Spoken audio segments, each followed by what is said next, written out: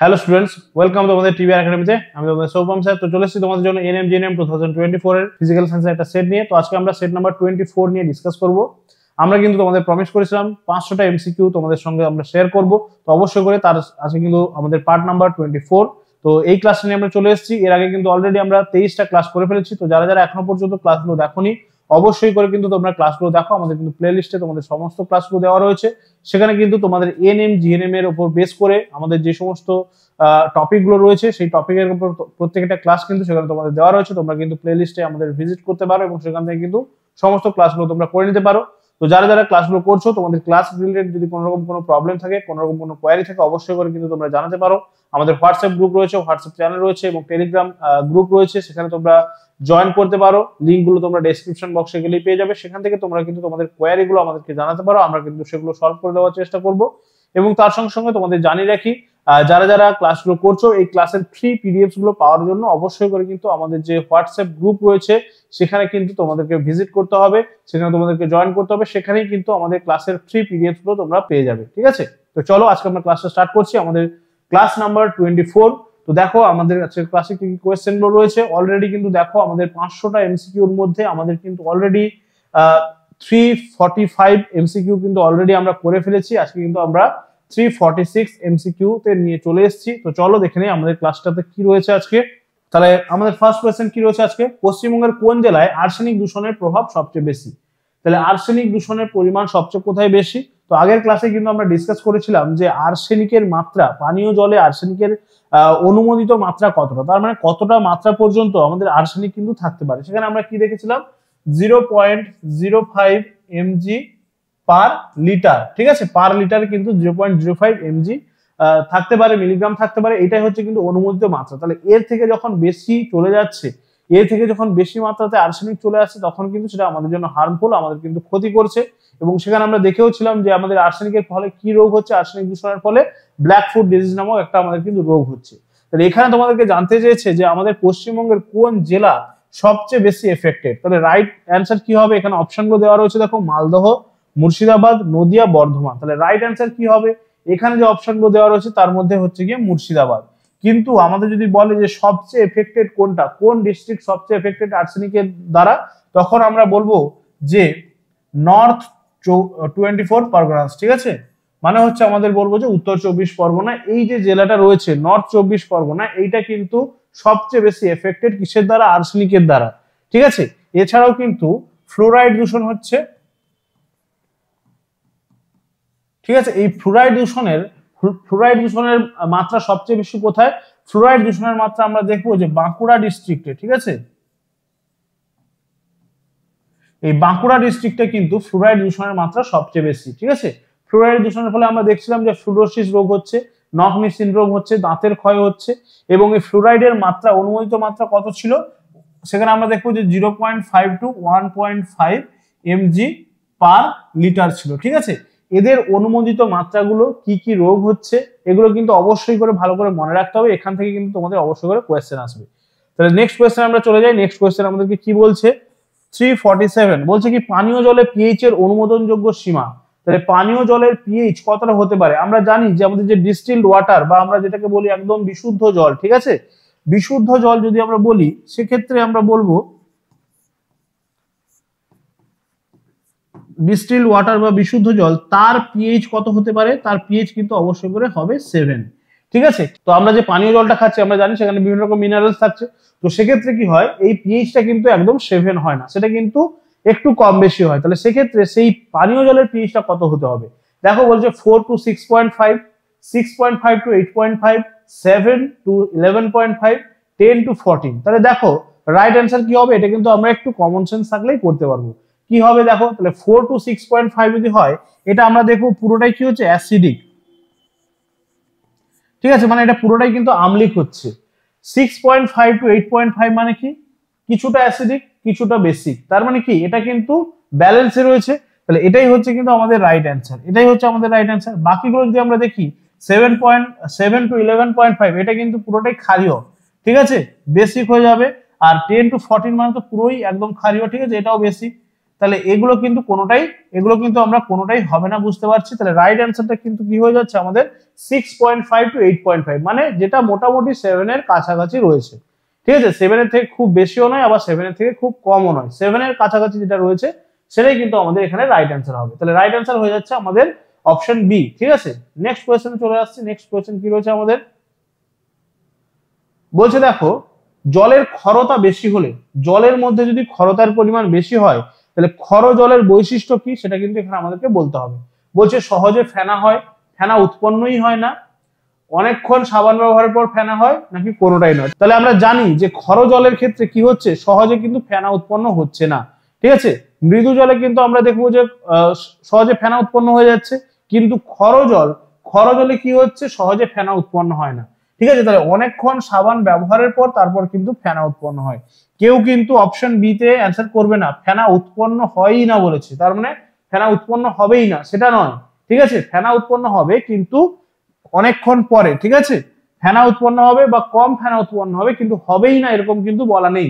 সেক্ষেত্রে এই ধরনের যে অপশনগুলো এগুলো কিন্তু একটু ভালো করে দেখতে হবে। ঠিক আছে, সহজে ফেনা উৎপন্ন হচ্ছে কোথায়, মৃদু জলে আমরা বলবো। ঠিক আছে, চলো নেক্সট কোয়েশ্চেন কি রয়েছে, 349 কি বলেছে দেখো, 20 ডিগ্রি সেন্টিগ্রেড তাপমাত্রায় জলের পরাবৈদ্যুতিক ধ্রুবক, ঠিক আছে প্যারাম্যাগনেটিক যেটা আমরা বলবো যে কনস্ট্যান্ট রয়েছে সেটা কত হবে। ঠিক আছে, প্যারাম্যাগনেটিক কনস্ট্যান্ট বা পরাবৈদ্যুতিক ধ্রুবকের মান। অপশন বলছে দেখো 80.1, 75.5, 85.9, 82.4। তাহলে রাইট অ্যান্সার এখানে আমাদের কি হয়ে যাচ্ছে 80.1। ঠিক আছে, বা 10, 80.10 হয়ে যাচ্ছে আমাদের রাইট অ্যান্সার। প্যারাম্যাগনেটিক যেটা কনস্ট্যান্ট রয়েছে ওয়াটারের 20 ডিগ্রি সেন্টিগ্রেড উষ্ণতাতে। নেক্সট কোয়েশ্চেন আমরা চলে আসছি 350 কি বলেছে আমাদের, কোয়েশ্চেন নাম্বার 350 কি বলেছে দেখো, বলছে শীত প্রধান দেশে কোন জলাশয়ের উপরিতলে বরফ জমে গেলে হ্রদের তলদেশের তাপমাত্রা। তাহলে রাইট অ্যান্সার এখানে কি হবে, রাইট অ্যান্সার হবে দেখো 0 ডিগ্রি বলেছে, 4 ডিগ্রি সেন্টিগ্রেড বলেছে, 3 ডিগ্রি সেন্টিগ্রেড বলেছে, 2 ডিগ্রি সেন্টিগ্রেড। তাহলে রাইট অ্যান্সার হয়ে যাচ্ছে আমাদের কিন্তু 4 ডিগ্রি সেন্টিগ্রেড। আমরা জানি জলের ক্ষেত্রে যে ব্যতিক্রান্ত প্রসারণ দেখা যাচ্ছে, এই 4 ডিগ্রি সেন্টিগ্রেড উষ্ণতাতেই কিন্তু জলের ঘনত্বটা সর্বাধিক হচ্ছে। এই ব্যতিক্রান্ত প্রসারণের জন্যই কিন্তু শীত প্রধান দেশে জলের যে উপরিতল রয়েছে বা কোনো জলাশয়ের উপরিতল, সেই উপরিতলে কি হচ্ছে বরফ জমে গেলেও জলের নিচের তলে কি হচ্ছে কিন্তু পুরোটা কিন্তু জল বরফ মানে হয়ে যাচ্ছে না। ঠিক আছে, সেক্ষেত্রে কি হচ্ছে, জলের উপরিতলে যখনই বরফ জমা হয়ে যাচ্ছে, আমরা জানি যে আইস, ঠিক আছে এটা কিন্তু তাপের কুপরিবাহী। ঠিক আছে, বরফ কিন্তু তাপের কুপরিবাহী। তো সেক্ষেত্রে যখনই উপরিতলে বরফ জমা হয়ে যাচ্ছে, সেক্ষেত্রে কিন্তু জলের নিচের যে তল রয়েছে, এই নিচের তলে কিন্তু তার উষ্ণতাটা কি হয়ে যাচ্ছে 4 ডিগ্রি সেন্টিগ্রেড উষ্ণতা চলে যাচ্ছে। ঠিক আছে, 4 ডিগ্রি সেন্টিগ্রেড উষ্ণতা চলে যাচ্ছে। এবং এখানে যে সমস্ত জলাশয়ে যে সমস্ত জীবেরা রয়েছে, ঠিক আছে আমরা বলবো যে মাছ বা এই ধরনের যে জীবেরা রয়েছে, জলজ জীবেরা, তারা কিন্তু সহজেই কিন্তু এখানে বেঁচে থাকতে পারছে। ঠিক আছে, জলাশয়ের মধ্যে যে জলজ জীবেরা রয়েছে তারা কিন্তু সহজেই বেঁচে থাকতে পারছে। রাইট অ্যান্সারটা এখানে কি হয়ে যাচ্ছে, আমরা দেখবো যে 4 ডিগ্রি সেন্টিগ্রেড। ঠিক আছে, চলো নেক্সট কোয়েশ্চেন কি বলছে 351, বলছে আয়ন মুক্ত জলের ক্ষরতার মাত্রা। যেই জলের মধ্যে কোনো রকম কোনো আয়ন নেই, যেই জলের মধ্যে কোনো রকম কোনো আয়ন নেই, সেখানে ক্ষরতার মাত্রা, আয়ন না থাকলে ক্ষরতার মাত্রা থাকবেই না। ঠিক আছে, ক্ষরতা থাকবেই না, অপশন এ হয়ে যাচ্ছে রাইট অ্যান্সার। যদি সেখানে আয়ন না থাকে, আমরা জানি যে ক্ষরতার কারণ কি, স্থায়ী বা অস্থায়ী দু ধরনের ক্ষরতা। সেক্ষেত্রে স্থায়ী ক্ষরতার কারণ আমরা জানি যে বাইকার্বনেট লবণগুলো, এবং অস্থায়ী ক্ষরতার কারণ হচ্ছে সালফেট লবণগুলো। তাহলে সেই লবণ বা সেই এখানে যদি আয়ন যদি নাই থাকে তাহলে ক্ষরতাও থাকবে না। তাহলে অপশন এ হয়ে যাচ্ছে এখানে আমাদের রাইট অ্যান্সার। চলো নেক্সট কোয়েশ্চেন কি বলেছে দেখো 352, বলছে ওজোন গ্যাস ধ্বংসের অনুঘটকের কাজ করে। তার মানে ওজোন গ্যাস ধ্বংসে সাহায্য করছে কে, বা ওজোন গ্যাস ধ্বংস করতে কে দায়ী। NO বলেছে দেখো, NO2, N2O3 না CFC। তাহলে রাইট অ্যান্সার কি হচ্ছে, মেন কালপ্রিট হচ্ছে কিন্তু এই CFC। এই কিন্তু ওজোন স্তরে গিয়ে, ঠিক আছে ওজোন অণুগুলোর কিন্তু ভাঙন ঘটাচ্ছে। ঠিক আছে, ক্লোরোফ্লুরোকার্বন এ কিন্তু কি করছে, ওজোন স্তরে ওজোন অণুগুলোর সঙ্গে গিয়ে কিন্তু বিক্রিয়া ঘটাচ্ছে এবং ওজোন গুলোকে কিন্তু ভেঙে দিচ্ছে। ঠিক আছে, ওজোন গুলোকে কিন্তু ভেঙে দিচ্ছে। তাহলে এই হচ্ছে কিন্তু আসল দোষী CFC।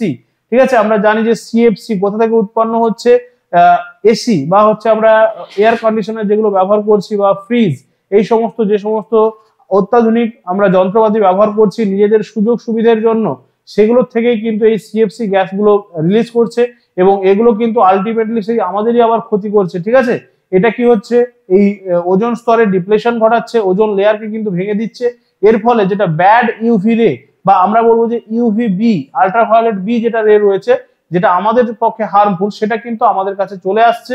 এবং তার ফলে কি হচ্ছে, আমাদের বিভিন্ন রকম দুরারোগ্য ব্যাধিগুলো, যেমন আমরা দেখবো যে আমাদের স্কিন ক্যান্সার বা চোখের বিভিন্ন রকম যে রোগগুলো, এগুলো কিন্তু ঘটছে এই আমরা দেখবো যে আল্ট্রাভায়োলেট রের জন্য। ঠিক আছে, ওকে। নেক্সট কোয়েশ্চেন কি রয়েছে দেখো, 353 বলছে কি প্রধান গ্রিনহাউস গ্যাস হলো কোনটি? প্রধান গ্রিনহাউস গ্যাস, তাহলে অপশন কি দেওয়া রয়েছে দেখো, অপশন বলছে methane, carbon die oxide, nitrous oxide, chlorofluorocarbon. তাহলে রাইট অ্যান্সার কি হবে? এখানে যে অপশনগুলো দেওয়া রয়েছে দেখো, তার মধ্যে কিন্তু কার্বন ডাই অক্সাইড হবে এখানে আমাদের রাইট অ্যান্সার। ঠিক আছে, এখানে যে অপশনগুলো দেওয়া রয়েছে তার মধ্যে রাইট অ্যান্সার হয়ে যাচ্ছে কার্বন ডাই অক্সাইড। কিন্তু আমরা মনে রাখবো এই গ্রিন হাউস গ্যাস বা গ্রিন হাউস এফেক্টের জন্য সবচেয়ে বেশি দায়ী হচ্ছে কে? সবচেয়ে বেশি দায়ী হচ্ছে ওয়াটার ভেপার। ঠিক আছে, মানে আমরা যেটাকে বলছি জলীয় বাষ্প, এই ওয়াটার ভেপার হচ্ছে সবচেয়ে বেশি দায়ী। ওয়াটার ভেপার, একে আমরা বলবো যে ন্যাচারাল গ্রিন হাউস গ্যাস। ঠিক আছে, natural green house gas, natural green house gas.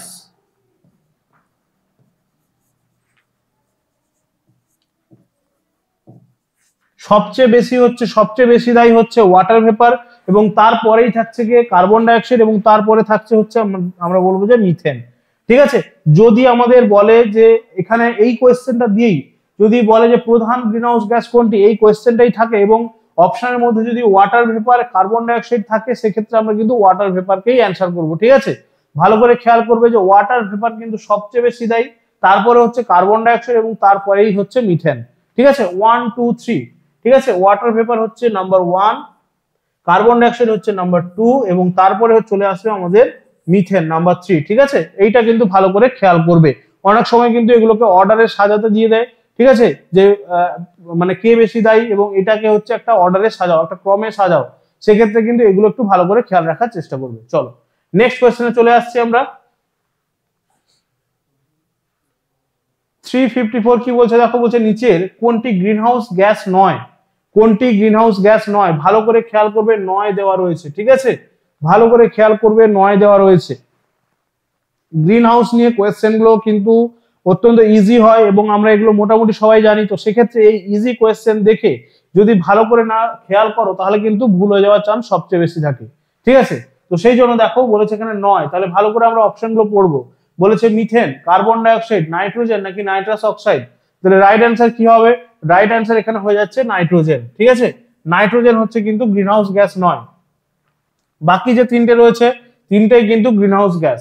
এবারে মনে রাখতে হবে কিন্তু এই নাইট্রোজেন কিন্তু আমরা দেখবো যে বাতাসের মধ্যে সবচেয়ে বেশি পরিমাণে থাকছে হচ্ছে নাইট্রোজেন। ঠিক আছে, সবচেয়ে বেশি পরিমাণে থাকছে নাইট্রোজেন, মোটামুটি 78% কিন্তু আমরা দেখবো বাতাসের মধ্যে নাইট্রোজেন থাকছে, এবং তারপরেই থাকছে কিন্তু আমরা দেখবো যে অক্সিজেন 21% মোটামুটি, এবং তারপরে আমরা কার্বন ডাইঅক্সাইডের পার্সেন্টেজটাও মনে রাখার চেষ্টা করবো 0.03 বা 0.04%। ঠিক আছে, চলো নেক্সট কোয়েশ্চেন কি বলেছে, একটি অপ্রচলিত শক্তির উৎস। একটি অপ্রচলিত শক্তির উৎস। ঠিক আছে, তাহলে দেখো রাইট অ্যান্সার কি হবে? অপ্রচলিত মানে যেগুলো এখনো কিন্তু ঠিকঠাক করে প্রচলিত হয়নি, বা যেগুলো কিন্তু ব্যবহার এখনো পর্যন্ত সবার কাছে পৌঁছয়নি, সেই ধরনের শক্তি সম্পদগুলোর কথা বলা হচ্ছে। তাহলে রাইট অ্যান্সার কি হবে? অপশনগুলো কি রয়েছে দেখো, কেরোসিন, বায়োগ্যাস, ডিজেল নাকি পেট্রোল। রাইট অ্যান্সার কি হবে? বায়োগ্যাস আমরা জানি। ঠিক আছে, বায়োগ্যাস হচ্ছে একটা অপ্রচলিত শক্তির উৎস, তার মানে বায়োগ্যাসের প্রচলন কিন্তু এখন সেভাবে হয়নি, বা সবাই কিন্তু এই বায়োগ্যাস এখনো পর্যন্ত ঠিকঠাক করে ব্যবহার করতে পারে না। ঠিক আছে, তাহলে সেক্ষেত্রে এটাই হয়ে যাচ্ছে আমাদের কিন্তু রাইট অ্যান্সার, বায়োগ্যাস।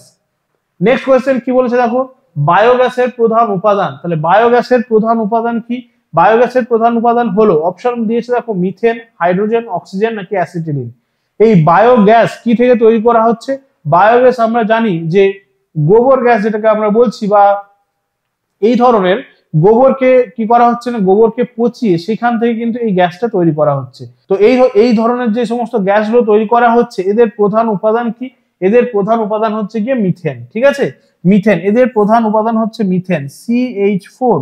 মনে রাখতে হবে মিথেন হচ্ছে এদের প্রধান উপাদান। মিথেনকে আরেকটা নামে ডাকা হয়, সেটা কি? মিথেনকে আরেকটা নামে ডাকা হয়, সেটা হচ্ছে মার্স গ্যাস। মনে রাখতে হবে মিথেন আরেকটা নামে ডাকা হচ্ছে, সেটা হচ্ছে মার্স গ্যাস।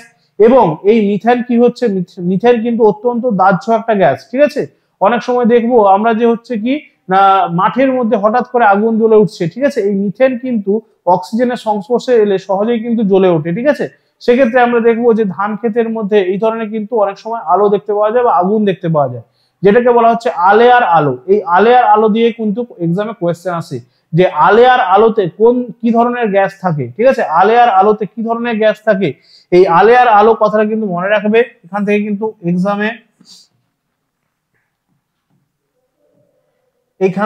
এক্সামে কোয়েশ্চেন আসে, ঠিক আছে। আলেয়ার আলো সেটাই হচ্ছে কি, সেখানে কোন গ্যাস থাকছে মনে রাখতে হবে যে মিথেন বা CH4 গ্যাস থাকছে, ঠিক আছে। ধান ক্ষেতের মধ্যে বিভিন্ন জৈব পদার্থের যে পচন ঘটছে, সেই পচনের ফলে কিন্তু মিথেন গ্যাস উৎপন্ন হচ্ছে এবং এই মিথেন গ্যাস কিন্তু অক্সিজেনের সংস্পর্শে এলে কিন্তু সহজেই জ্বলে উঠছে, ঠিক আছে। চলো নেক্সট কোয়েশ্চেনে চলে আসছি আমরা। নেক্সট কোয়েশ্চেন কি বলছে, 357 সূর্য থেকে পৃথিবীতে যে পদ্ধতিতে তাপ আসে সেটি হলো। তাহলে সূর্য থেকে পৃথিবীতে তাপ আসছে এবং সেই তাপ কিন্তু আমরা পাচ্ছি এই পদ্ধতিতে। কোন পদ্ধতিতে তাপ আসছে? তাহলে রাইট অ্যান্সার কি হবে? অপশন দেখো, বলছে পরিবহন, পরিচলন, বিকিরণ নাকি কোনোটাই নয়। তাহলে রাইট অ্যান্সার কি হবে? এখানে দেখবো আমরা যে রাইট অ্যান্সারটা হয়ে যাচ্ছে কি বিকিরণ পদ্ধতি, ঠিক আছে, বিকিরণ পদ্ধতি। তার মানে কি, আমরা যদি দেখি যে সূর্য থেকে যখনই তাপ আসছে পৃথিবীতে, সেক্ষেত্রে পৃথিবীতে কি হচ্ছে, তাপটা যখন আসছে তখন কিন্তু প্রথমে এসে কোথায় পড়ছে, এই তাপটা ভূপৃষ্ঠে পড়ছে, ঠিক আছে। এই তাপটা ভূপৃষ্ঠে পড়ছে, পৃথিবীর ওপরে পড়ছে, মাটিতে প্রথম পড়ছে, ঠিক আছে। মাটিটা প্রথমে হচ্ছে উত্তপ্ত হচ্ছে, প্রথমে কিন্তু ভূমি উত্তপ্ত হচ্ছে বা পৃথিবী উত্তপ্ত হচ্ছে। এরপরে কিন্তু পৃথিবী কি করছে, পৃথিবী কিন্তু সেই তাপটা কিন্তু রিলিজ করছে, সেই তাপটা পৃথিবী কিন্তু কি হচ্ছে, রিলিজ করছে, ঠিক আছে। এই তাপটা রিলিজ করছে এবং কি হচ্ছে, বায়ুমণ্ডল উত্তপ্ত হচ্ছে, ঠিক আছে। এইটাই কিন্তু রাইট প্রসেস। এমন নয় যে সূর্য থেকে যখন তাপটা আসে প্রথমে বায়ুমণ্ডল উত্তপ্ত হচ্ছে, তারপরে কিন্তু আমরা পৃথিবী উত্তপ্ত হচ্ছে, এমন কিন্তু নয়। প্রথমে উত্তপ্ত হচ্ছে পৃথিবী বা ভূপৃষ্ঠ, এবং সেই ভূপৃষ্ঠ কি করছে, যখন উত্তপ্ত হচ্ছে সে কিন্তু তাপটাকে বিকিরণ করছে, তাপটা রিলিজ করছে, এর ফলে কিন্তু বায়ুমণ্ডল উত্তপ্ত হচ্ছে, ঠিক আছে। এইটাই হচ্ছে রাইট প্রসেস। তাহলে সেক্ষেত্রে আমরা দেখবো যে বিকিরণ পদ্ধতিতে কিন্তু পৃথিবীতে তাপ আসছে। আচ্ছা, অন্য দুটো যে দুটো দেওয়া রয়েছে দেখো, পরিচলন এবং পরিবহন। এই পরিচলন স্রোতটার ঘটনাটা কি? পরিচলন মানে আমরা দেখবো কি হচ্ছে না, এখানে আমরা দেখবো যে দুটো লেয়ার রয়েছে, ঠিক আছে। পরিচলনের ক্ষেত্রে আমরা দেখবো যে দুটো লেয়ার রয়েছে। এই একটা লেয়ার আমরা ধরলাম, ঠিক আছে, একটা আপার লেয়ার রয়েছে, আমরা বলবো যে আপার লেয়ার একটা আমরা ধরলাম, আর একটা হচ্ছে লোয়ার লেয়ার, ঠিক আছে, লোয়ার লেয়ার। এক্ষেত্রে কি হচ্ছে, প্রথমে আমরা যদি দেখি যে এই লোয়ার লেয়ারটা কিন্তু হিট হচ্ছে, এই লোয়ার লেয়ার যখন হিট হচ্ছে বা গরম হচ্ছে, সে কিন্তু চলে যাচ্ছে আপার লেয়ারে, ঠিক আছে, এবং আপার লেয়ারটা যেহেতু ঠান্ডা সে কিন্তু নেমে আসছে নিচে, ঠিক আছে। আমরা জানি যে গরম হয়ে গেলে কি হচ্ছে, সেটা উপরে চলে যাচ্ছে এবং যেটা ঠান্ডা সেটা অপেক্ষাকৃত ভারী হয় এবং সে নিচে আসছে। এইভাবে কিন্তু সার্কুলার ওয়েতে পুরোটা মাধ্যমে কিন্তু উত্তপ্ত হচ্ছে, ঠিক আছে। যখন এটা ভালো করে তোমরা বুঝতে পারবে, জল ফোটালো, ঠিক আছে, জল যখন ফোটানো হয় তখন ভালো করে দেখবে জলের কিন্তু নিচের তলটা প্রথম উত্তপ্ত হয়, এবারে সেই যে উত্তপ্ত গরম জলটা সেটা কিন্তু উপরে উঠে আসে এবং উপরের যে ঠান্ডা জলটা সেটা কিন্তু নিচে নেমে যায়, ঠিক আছে। এইভাবে কিন্তু জলটা ফুটছে। সবচেয়ে আরো ভালো করে বুঝতে পারবে তোমরা যদি ফুটন্ত জলের মধ্যে এক টুকরো কোনো কিছু ফেলে দাও, যেটা কিন্তু জলের মধ্যে গুলে যাচ্ছে না, ঠিক আছে, একটা কোনো সবজির টুকরো যদি ফেলে দাও, তাহলে ভালো করে বুঝতে পারবে সেক্ষেত্রে জলটা কিভাবে এই পরিচলন পদ্ধতিতে উত্তপ্ত হচ্ছে, সার্কুলার একটা ওয়েতে। আর পরিবহন কি? পরিবহন আমরা দেখব, কোন একটা চামচ যদি আমরা অনেকক্ষণ ধরে গরম জলের মধ্যে ডুবিয়ে রাখি, সেক্ষেত্রে দেখবো যে চামচের মাথার দিকটা যদিও গরম জলের মধ্যে ডোবানো রয়েছে, আমরা কিন্তু চামচের যেখানে ধরে রয়েছি সেই জায়গাতে কিন্তু আমরা তাপটা অনুভব করতে পারবো। এইটাই হচ্ছে পরিচলন। পরিচলন মানে কি, যখনই একটা মিডিয়ামকে আমরা তাপের নিয়ে আসছি, ঠিক আছে, হিট করছি, তখন কি হচ্ছে, তার মধ্যে যে পার্টিকেলস গুলো রয়েছে সেই পার্টিকেলস গুলো কিন্তু ধীরে ধীরে গরম হতে হতে একদম কিন্তু পুরোটা মিডিয়াম কিন্তু উত্তপ্ত হয়ে যাচ্ছে, ঠিক আছে। তাহলে এখানে আমরা তাপ দিচ্ছি কিন্তু পুরোটা মিডিয়াম কিন্তু উত্তপ্ত হয়ে যাচ্ছে, তার মধ্যে পার্টিকেলস গুলো পরপর কিন্তু উত্তপ্ত হতে হতে এই তাপটা ট্রান্সফার করতে করতে যাচ্ছে। সেক্ষেত্রে এটাই হচ্ছে আমাদের পরিবহন, তার মানে যেটাকে তাপটাকে বয়ে নিয়ে যাচ্ছে, ঠিক আছে। চলো নেক্সট কোয়েশ্চেন আমরা চলে আসছি। নেক্সট কোয়েশ্চেন কি বলেছে, কোয়েশ্চেন নাম্বার 358 কি বলছে, বায়ুমণ্ডলের যে স্তরটি জলচক্র এবং উষ্ণতা নিয়ন্ত্রণ করে। তাহলে বায়ুমণ্ডলের স্তরগুলো আমরা জানি, বায়ুমণ্ডলের স্তরগুলোর নামগুলো কিন্তু ভালো করে আমাদেরকে মনে রাখতে হবে, এবং কোন স্তরে কি বিশেষ ঘটনা ঘটছে বা কোন স্তরের বিশেষতাটা কি সেটা কিন্তু আমাদেরকে ভালো করে মনে রাখতে হবে। ঠিক আছে, ওকে চলো তাহলে অপশন কি দেওয়া রয়েছে দেখো, বলছে জলচক্র এবং উষ্ণতা নিয়ন্ত্রণ করছে। ভালো করে খেয়াল করতে হবে কোয়েশ্চেনটা। বলছে কি দেখো, বলছে ট্রপোস্ফিয়ার, স্ট্র্যাটোস্ফিয়ার, মেসোস্ফিয়ার নাকি থার্মোস্ফিয়ার। তাহলে রাইট অ্যান্সার কি হবে? রাইট অ্যান্সার হয়ে যাচ্ছে কিন্তু এখানে আমরা দেখবো যে ট্রপোস্ফিয়ার। ঠিক আছে, ট্রপোস্ফিয়ার, ট্রপোস্ফিয়ার হয়ে যাচ্ছে আমাদের রাইট অ্যান্সার। যদি আমরা দেখি আমাদের ভূপৃষ্ঠ থেকে একদম কিন্তু প্রথম যে লেয়ারটা রয়েছে ভূপৃষ্ঠে, ঠিক আছে, ভূপৃষ্ঠ থেকে এটার উচ্চতা মোটামুটি কত হচ্ছে, ভূপৃষ্ঠ থেকে 18 কিলোমিটার। ঠিক আছে, 18 কিলোমিটার হচ্ছে এর উচ্চতা, ভূপৃষ্ঠ থেকে 18 কিলোমিটার পর্যন্ত এই ট্রপোস্ফিয়ার রয়েছে। এই ট্রপোস্ফিয়ারের মধ্যেই কিন্তু আমরা দেখবো যে ঝড় ঝঞ্ঝা বা বৃষ্টিপাত এই সমস্ত ঘটনাগুলো ঘটছে। ঠিক আছে, তো সেটাই এখানে বলেছে যে জলচক্র এবং উষ্ণতা নিয়ন্ত্রণ করছে। তো এই জন্য এই ট্রপোস্ফিয়ার স্তরটাকে আমরা বলি কি ক্ষুব্ধ মণ্ডল, ট্রপোস্ফিয়ারটাকে আমরা বলছি ক্ষুব্ধ মণ্ডল। এটা কিন্তু ভালো করে খেয়াল করতে হবে। আর একটা বিশেষ ঘটনা কি ঘটছে, ট্রপোস্ফিয়ারে যত আমরা উচ্চতা বাড়ছে, উচ্চতা বাড়ার সঙ্গে সঙ্গে উষ্ণতাটা কিন্তু কমে যাচ্ছে, উচ্চতা বাড়ার সঙ্গে সঙ্গে উষ্ণতা কিন্তু কমে যাচ্ছে, এবং সেই উষ্ণতা কমার হারটা কত, 6.4 ডিগ্রি সেন্টিগ্রেড পার কিলোমিটার। এই হারে কিন্তু আমাদের উষ্ণতাটা কমে যাচ্ছে। ঠিক আছে, এই হারে কিন্তু আমাদের উষ্ণতাটা কমে যাচ্ছে। তার মানে আমরা যত ভূপৃষ্ঠ থেকে 1 কিলোমিটার করে উপরের দিকে যেতে থাকবো, সেক্ষেত্রে আমাদের উষ্ণতা কিন্তু প্রত্যেক কিলোমিটারে 6.4 ডিগ্রি সেন্টিগ্রেড হারে কমতে থাকবে। ঠিক আছে, ট্রপোস্ফিয়ারের ক্ষেত্রে এই জিনিসগুলো ভালো করে খেয়াল করতে হবে। আমাদের মেঘ, বৃষ্টি, বজ্রপাত, ঝঞ্ঝা সমস্ত কিন্তু ট্রপোস্ফিয়ারে হচ্ছে। এর উচ্চতা হচ্ছে 0 থেকে 18 কিলোমিটার, ভূপৃষ্ঠ থেকে 18 কিলোমিটার। ঠিক আছে, এবং এক্ষেত্রে আমরা দেখবো কি এর ক্ষেত্রে উচ্চতা বাড়ার সঙ্গে সঙ্গে উষ্ণতাটা কিন্তু কমছে, এবং সেই কমার হারটা কত, যত 1 কিলোমিটার আমরা উপরের দিকে যেতে থাকবো উষ্ণতা কিন্তু তত 6.4 ডিগ্রি সেন্টিগ্রেড হারে কমতে থাকবে। ঠিক আছে, চলো নেক্সট কোয়েশ্চেন 359 কি বলেছে দেখো, বায়ুমণ্ডলের যে অঞ্চলে কৃত্রিম উপগ্রহ থাকছে, কৃত্রিম উপগ্রহ যেখানে থাকছে সেটাকে আমরা কি বলবো, তার মানে স্যাটেলাইট, যেগুলো আমরা কিন্তু পৃথিবী থেকে লঞ্চ করছি, সেই কৃত্রিম উপগ্রহ গিয়ে কোথায় থাকছে। বলছে দেখো স্ট্র্যাটোস্ফিয়ার, মেসোস্ফিয়ার, থার্মোস্ফিয়ার নাকি এক্সোস্ফিয়ার। তাহলে রাইট অ্যান্সার কি হয়ে যাচ্ছে এখানে আমরা বলবো যে একদম যে সবার উপরে যে স্তরটা থাকছে এক্সোস্ফিয়ার, সেই এক্সোস্ফিয়ার স্তরেই কিন্তু থাকছে স্যাটেলাইট বা কৃত্রিম উপগ্রহগুলো। ঠিক আছে, স্যাটেলাইট বা কৃত্রিম উপগ্রহগুলো কোথায় থাকছে, এই এক্সোস্ফিয়ারের মধ্যেই থাকছে। ঠিক আছে, চলো মেসোস্ফিয়ারের মধ্যে মনে রাখতে হবে, যেখানে মেসোস্ফিয়ার, এই মেসোস্ফিয়ারের মধ্যে কিন্তু ওজোন লেয়ার রয়েছে বা ওজোন স্তর রয়েছে। ঠিক আছে, মেসোস্ফিয়ারের যে উপরের দিকের অংশটা সেখানে কিন্তু আমরা দেখবো যে ওজোন স্তর বা ওজোন লেয়ার রয়েছে। ঠিক আছে, ওকে নেক্সট কোয়েশ্চেন, আজকের সেটের আমাদের last question, last but not list কি রয়েছে দেখো, আন্টার্কটিকা অঞ্চলে ওজোন স্তরের সবচেয়ে বেশি ক্ষয় হয় কোন মাসে। ওজোন স্তরের যে ডিপ্লেশন বা ওজোন স্তরের যে ক্ষয়, সেইটাকে কিন্তু সবচেয়ে বেশি ভালোভাবে বোঝা যায় কোথায়, এই আন্টার্কটিকাতে। ঠিক আছে, এই ওজোন স্তরের যে ঘনত্ব মাপা হয় সেটাকে আমরা কি বলি, ডবসন একক, ডবসন ইউনিট। ঠিক আছে, ডবসন ইউনিটে কিন্তু ওজোন স্তরের ঘনত্বটা পরিমাপ করা হচ্ছে। ওজোন স্তরের ডিপ্লেশন সবচেয়ে বেশি হয় কোন মাসে বা কোন সময় বলেছে দেখো, বলছে April to June, January to March, September to November, আর বলছে কি ডিসেম্বর টু ফেব্রুয়ারি। তাহলে রাইট অ্যান্সার কি হবে, রাইট অ্যান্সার হয়ে যাচ্ছে আমাদের সেপ্টেম্বর টু নভেম্বর। ঠিক আছে, অপশন সি হয়ে যাচ্ছে এখানে আমাদের রাইট অ্যান্সার। তাহলে দেখো এই ধরনের কোয়েশ্চেন গুলো কিন্তু খুবই ইম্পর্টেন্ট। ঠিক আছে, এগুলো কিন্তু ইজি টপিক কিন্তু খুবই ইম্পর্টেন্ট। তো ভালো করে কিন্তু তোমাদের যেটা এই আমরা দেখবো যে বায়ুমণ্ডলের যে স্তরগুলো রয়েছে, বায়ুমণ্ডলের স্তরের নামগুলো ভালো করে খেয়াল রাখবে, তাদের উচ্চতাটা, ঠিক আছে, প্রত্যেকটা স্তর কত থেকে কত কিলোমিটার পর্যন্ত রয়েছে, এবং তার সঙ্গে সঙ্গে সেখানে কি কি বিশেষ ঘটনাগুলো ঘটছে। যেমন আমরা দেখলাম যে ট্রপোস্ফিয়ারকে বলছি ক্ষুব্ধ মণ্ডল, স্ট্র্যাটোস্ফিয়ারকে শান্ত মণ্ডল বলছি, জেট প্লেন গুলো স্ট্র্যাটোস্ফিয়ার দিয়ে যাচ্ছে। ঠিক আছে, ওজোন স্তর কোথায় রয়েছে, ওজোন স্তরের ক্ষয়ের কারণ, ঠিক আছে, সেই সমস্ত গুলো রয়েছে। এছাড়া আমরা দেখবো যে বেতার তরঙ্গ কোথায় গিয়ে প্রতিফলিত হচ্ছে, বা আমরা দেখবো যে কি হচ্ছে না উল্কাপিণ্ড সে কোথায় পুড়ে ছাই হয়ে যাচ্ছে। এই সমস্ত যে ঘটনাগুলো, এইগুলো কিন্তু তোমাদেরকে ভালো করে খেয়াল রাখতে হবে। এই টপিক গুলো থেকেই কিন্তু তোমাদের এক্সামে কোয়েশ্চেন দেয়। ঠিক আছে, তো এইগুলো ভালো করে তোমরা প্র্যাকটিস করতে থাকো।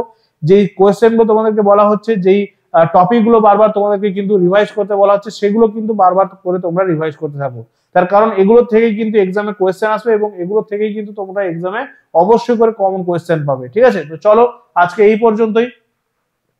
প্রত্যেকটা সেটের মতো এখানে কিন্তু তোমরা পেয়ে যাচ্ছ তোমাদের অ্যান্সার কিটা, ঠিক আছে? অ্যান্সার কি এখানে তোমরা পেয়ে যাচ্ছ, তো এখানে তোমরা নিজেরা প্র্যাকটিস করতে পারবে অ্যান্সার গুলো এবং বারবার করে কিন্তু তোমরা রিভাইজ করতে পারবে। তো চলো আজকে এই পর্যন্তই, নেক্সট ক্লাসে তোমাদের সঙ্গে দেখা হচ্ছে। সামনেই কিন্তু এক্সাম রয়েছে এবং এক্সাম ক্লিয়ার করতে গেলে তোমাদের কিন্তু একটু হার্ডওয়ার্ক কিন্তু দিতেই হবে। তো চলো আজকে এই পর্যন্তই, নেক্সট ক্লাসে দেখা হবে। ক্লাসগুলোর ফ্রি পিডিএফস গুলো পাওয়ার জন্য অবশ্যই কিন্তু আমাদের যে হোয়াটসঅ্যাপ চ্যানেল রয়েছে সেখানে তোমরা জয়েন করবে এবং ক্লাসগুলোকে ভালো লাগলে কিন্তু লাইক শেয়ার অবশ্যই করে করতে থাকবে। তো আজকে এই পর্যন্তই, টাটা, থ্যাংক ইউ।